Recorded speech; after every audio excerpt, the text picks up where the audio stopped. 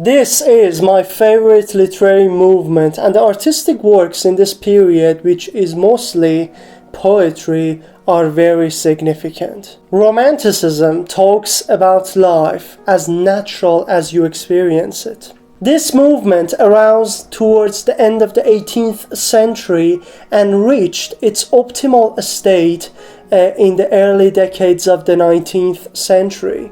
Hello my friends, and welcome back to another video about literature. My name is Sohail, and if you are interested in topics related to literature, reading, literary criticism and so on, hit that subscribe button to watch my future videos as well. And today we are going to talk about one of the most famous literary movements in the world literature, which is Romanticism.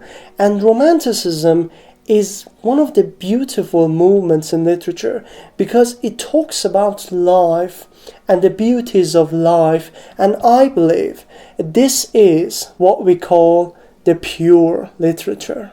The ideals of Romanticism include an intense focus on expressing human subjectivity, an exaltation of nature, of childhood and spontaneity, of primitive forms of society, of human passion and emotion, of the poet, of the sublime, and of the imagination as a more comprehensive and inclusive faculty than reason. We can say that the Romantics developed certain insights of Kant, and hence they insist on the artistic autonomy, and they try to free art from moralistic and utilitarian constraints, and the result is the movement of art for art's sake. In this video, I try to refer to some of the most important aspects of Romanticism, which are considered the basis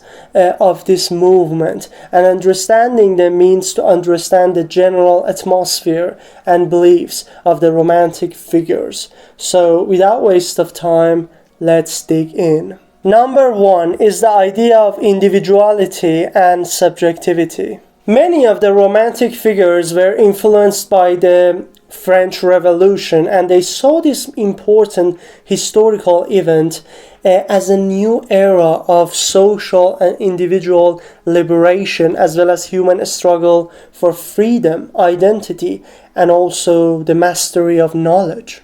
Underlying nearly all Romantic views of literature is an intense individualism in the sense of personal experiences and the idea of self and nature, and not only the outside nature, the environment, but also the nature within the self, in the inner selves of the human beings. As a result of these ideas, we have a human being who is not a passive imitator of the preceding ideas and experiences, but he plays an active role with emphasis on originality, uniqueness, novelty, and also the exploration of various horizons of experience. A great source of inspiration for the Romantic poet is the inner nature within himself, and his lines of poetry are derived from his personal experiences with the world.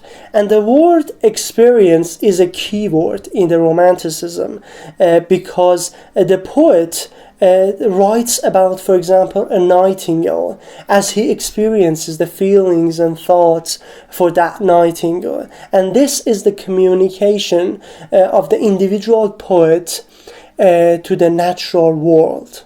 Number two, dream of a simple life. A great number of Romantic figures, including John Keats, Shelley, and William Wordsworth, follow the Rousseauistic dreams of a simple, primitive, natural, and uncorrupted life, which they sometimes located in the periods of history, for example, in the Middle Ages. And it is very interesting that nowadays we are also looking for that beautiful, simple, natural life, and we look back to the Romantics to feel it and to find it.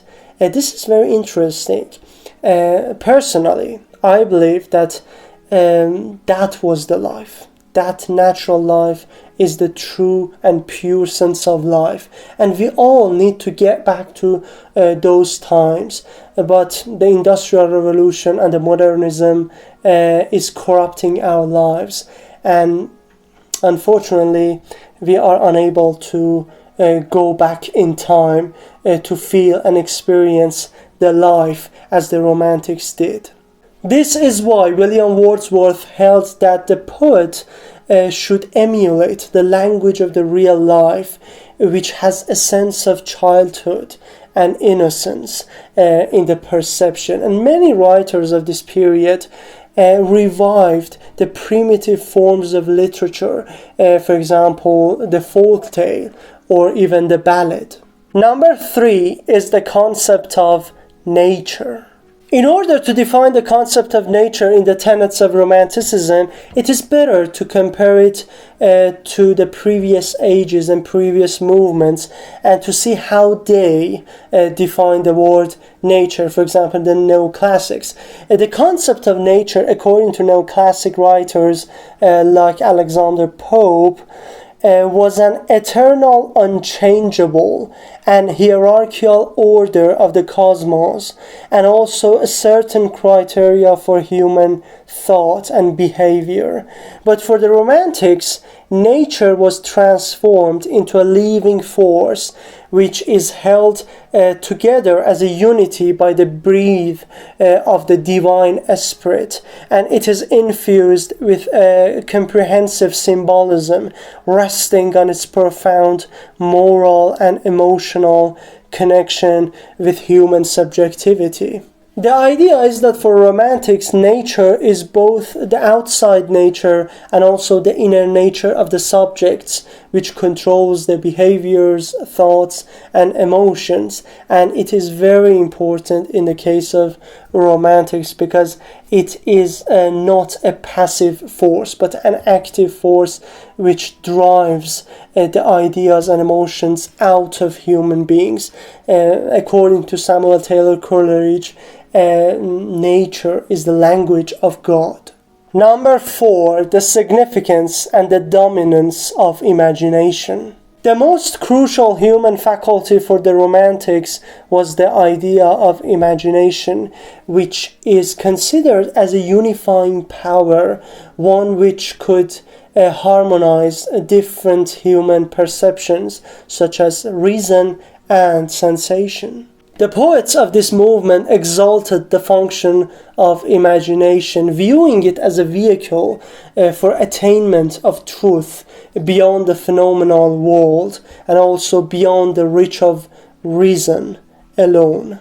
Samuel Taylor Coleridge is one of the central figures in the case of Romantic imagination. He was influenced by the ideas of Kant, but he goes further than Kant to view imagination as a faculty which completes the human understanding, and that imagination stands as the central faculty, as the supreme faculty in human beings. Coleridge famously makes a distinction between the primary and the secondary imagination. In primary imagination, human perception actively recreates or copies elements in the world of nature and reproducing them into images that can be proceeded further by the understanding. The secondary imagination is the poetic and productive one, which is creative and forms new and complex unities out of raw data and materials. The point is that our poetic creative imagination is ultimately rooted in our actual perceptions of the world, and it cannot be created out of nothing. So both primary and secondary imagination are important for the artistic production. Well, these are the 4 most important aspects in Romantic literature, and all poems and essays and so on are related to these notions in one way or another. If I want to name some of the most important figures in Romantic literature, I can say Schiller in Germany, Victor Hugo in France, William Blake, William Wordsworth, John Keats, Coleridge, Shelley and Lord Byron in England, and also Edgar Allan Poe and Ralph Waldo Emerson in America. Be sure to read Romantic writers, because they are very important, and they talk about your inner selves, and you can feel the high level of sympathy with these poets and the subjects they are writing about, which is a pure feeling of literature you shall not miss. Thanks for watching. Be sure to subscribe my channel if you find the content and videos useful, and take care.